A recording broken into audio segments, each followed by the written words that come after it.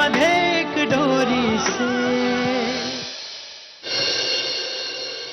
सिर्फ तुम्हारे सुख के लिए बलवंत भाई साहब दिन रात काम में जुड़ गए और तुम ये सब छोड़ के जाना चाहती हो?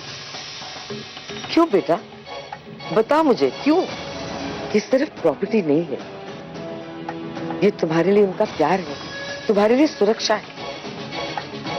और तुम उनका प्यार, उनकी सुरक्षा सबको ठोकर मार के जाना चाहती हो?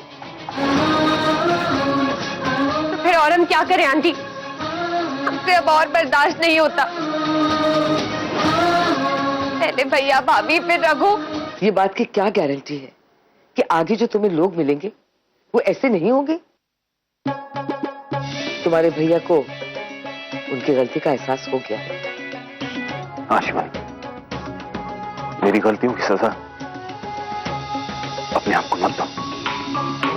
क्या तुम चाहती हो शिवानी कि जिन पैसों से बलवंत भाई साहब ने गरीबों के लिए स्कूल और हॉस्पिटल बनाने का सपना देखा था, उन्हीं पैसों का अभिमन्यु और रघु गलत इस्तेमाल करेंगे? नहीं आंटी, रघु और अभिमन्यु को उनके इरादों में कामयाब नहीं होने देंगे। कहीं है बेबी जी? कहीं खबर मिली उनकी? पता कोनी कहीं होगी वो। बेबी जी, अरे इकट्ठे चले गई थे आप?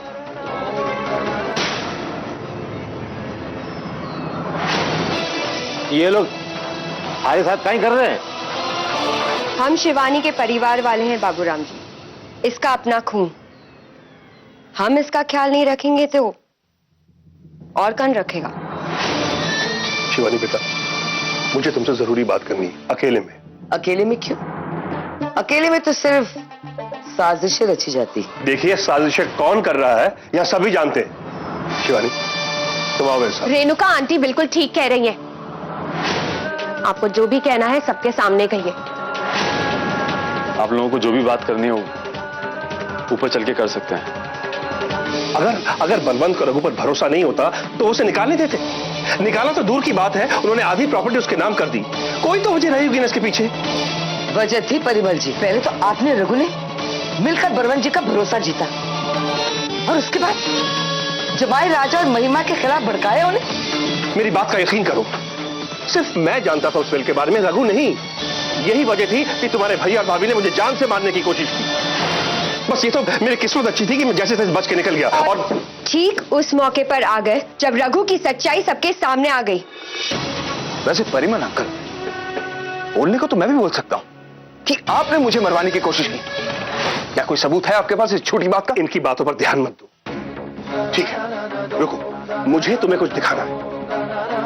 ये देखो शिवानी, तुम्हारा बैग ज्वेलरी से भरा। ये बैग तो चोरी हो गया था। ये आपके पास कैसे? ये मुझे गांव में मिला। ये बैग देखते ही मैं समझ गया था ये तुम्हारा है। ये वहां कैसे पहुंचा ये मैं नहीं जानता, लेकिन ये जरूर इत्तेफाक है कि ये बैग जिसके हाथ यहां लगा वो उसी गांव का था जहां मेरा इलाज चला। मुझे तुम्हारी बहुत फिक्र हुई, इसीलिए फौरन ठीक होते ही सबसे पहले वापस आकर मैं रघु से मिला। जी डॉक्टर साहब एकदम ठीक कह रहे हैं। जी आप खुद सोचिए, अगर इनके मन में ऐसी वैसी कोई बात होती तो ये ज्वेलरी लेके यहाँ पे क्यों आते? भाई वाह, इत्तेफाक कुछ ज्यादा नहीं आपकी इस कहानी में। आपका सही मौके पे यहाँ आना और उस बैग का वहां पहुंचा जहां आप थे। कहीं ऐसा तो नहीं है कि ये ज्वेलरी रघु ने चोरी की और आपको दे दी संभालने के लिए? बहुत मुश्किल और तकलीफ सहने के बाद हम समझ पाए हैं आपके और इस रघु के खेल को। तुम कैसी बातें कर रही हो शिवानी? मैं बलवंत को कभी धोखा नहीं दे सकता। क्यों नहीं दे सकते आप धोखा? उम्मीद तो हमें इस रघु से भी नहीं थी, लेकिन जब इतनी प्रॉपर्टी के लिए ये गिर सकता है तो फिर आप क्यों नहीं? और अगर आप सच कह रहे हैं तो आपके पास जवाब क्यों नहीं है रेणुका आंटी के सवालों का? बदकिस्मती तो हमारी है जो हमें 3 महीने के लिए तुम जैसे आदमी के साथ रहना पड़ेगा। लेकिन अगर प्रॉपर्टी के लिए तुम ये सब कर सकते हो, हम भी अपने दादू के पैसे और सपनों की हिफाजत के लिए बलिदान देंगे।